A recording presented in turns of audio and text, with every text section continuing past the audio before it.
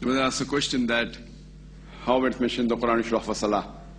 Similar thing is mentioned in the Hadith. Prophet ﷺ has showed how to offer salah. So he's asking a question that is there any way which the Prophet has showed about doing tabligh, doing dawah? And if you read the Quran, there are various verses in the Quran which speak about how to do dawah, and there are various hadith. All these are guidelines for us. In the Islamic Sharia, you should be very careful that in the thing of ibadah, like offering salah, or like giving zakat, or about tawheed, whatever is mentioned in the Quran and hadith, only that should be followed, nothing else. What has been told in the Quran and the hadith, only that should be followed. Anything else besides what is mentioned in the Quran and the hadith, what Allah and His Messenger said, it is wrong. But what is mentioned is correct. In the other aspects besides worship, anything what is mentioned in the Quran and the hadith that is haram is prohibited, everything is allowed. So in the thing of worship, in the aspect of worship, whatever is mentioned is a fard, what is not mentioned is prohibited in the aspect of worship. In all the aspects of non-worship, like how to eat, how to dress, how to talk, including dawah, what is prohibited is haram. What is mentioned, something as fard is fard, maybe mustahab, but what is not mentioned is permitted. It may come in the category of fard, may come in the category of mustahab, that is encouraged, maybe come in the category of mubah, or maybe makruh. So what is mentioned as haram, is prohibited. What is not mentioned as haram is halal, is permitted. In the permitted category, it may either come as farz, that is compulsory, it may come as mustahab, that is encouraged, it may come as mubah, that is optional, or come as makruh, which is discouraged. That depends upon the hadith. So here we analyze that in the same way in dawah, there are various guidelines mentioned in the Quran and the hadith.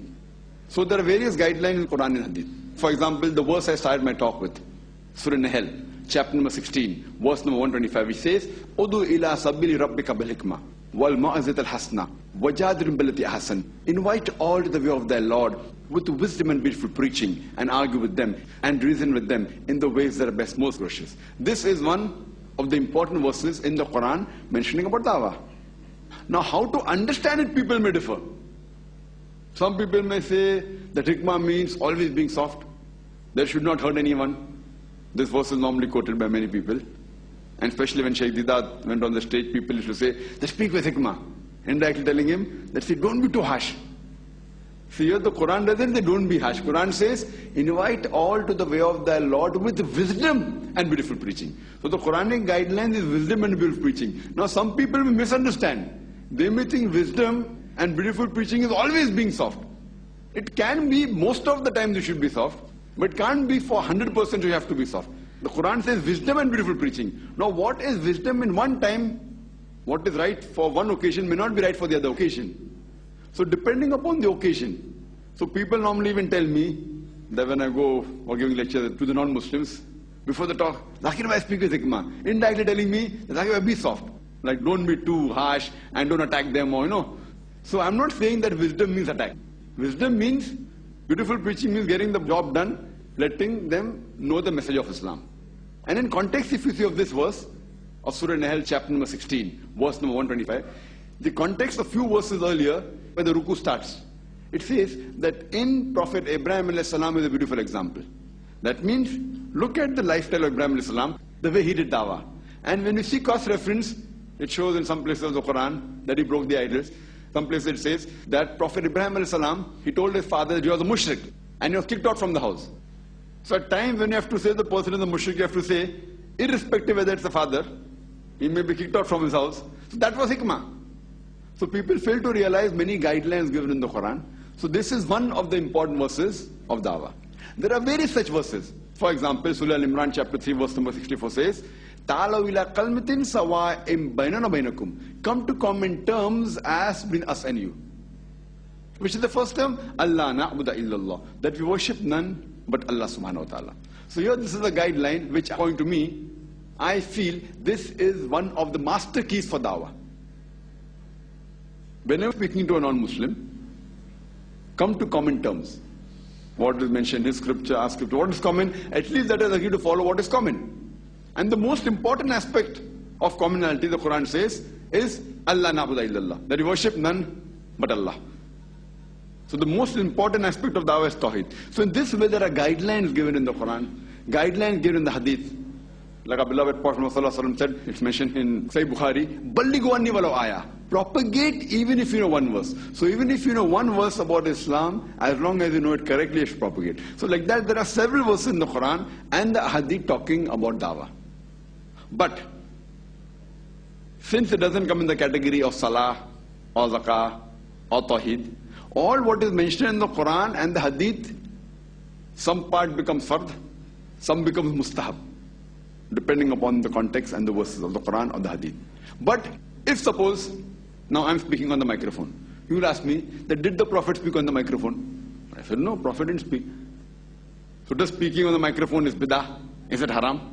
So I said no. This comes in mamlat, this comes in dawah, which is an important aspect, which is the fard in Islam, but doesn't come in the category of salah or zakah. Dawah first is there, compulsory, no two doubts. But how to do it? We have to take guidelines from Quran and Sunnah. But if there was a hadith saying, don't speak in the microphone, then speaking on the microphone is haram.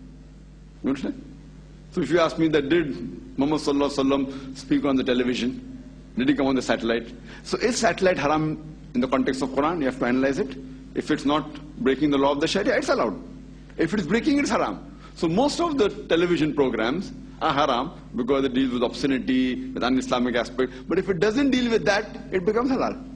So you can use this mode, this media, for propagating Islam, though it is not mentioned in the Quran and Hadith. But the various verses in the Quran say that invite all to the way of the Lord with wisdom and beautiful preaching. So my wisdom today is that I am using the satellite channel. So these guidelines are there, but if I use anything for dawah, which is mentioned as haram in the Quran and the Hadith, then it is wrong. So what you mentioned about Salah, brother, Salah comes in the category of the 5 pillars, or direct the immediate part of the ibadah.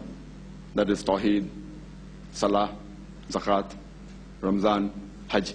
So in these aspects, what is mentioned is only what you can do. You cannot deviate. You cannot say that I want to pray with one leg. I want to stand on one leg and pray Salah. You said, see, the Prophet didn't say that standing on one leg and praying is haram. So can I pray? No, you cannot pray. Because that comes in the 5 pillars of Islam. But if you are sick, and if you have a problem, you can pray while sitting. That's what the Quran says, that's what the Hadith says. So there are guidelines given. What is allowed is permitted. The same in dawah, also there are guidelines, alhamdulillah. You mentioned the Quran and the Hadith. Follow the guidelines and see to don't break any rule of the Sharia. For that you can give a lecture for full day on that aspect. Hope that answers the question.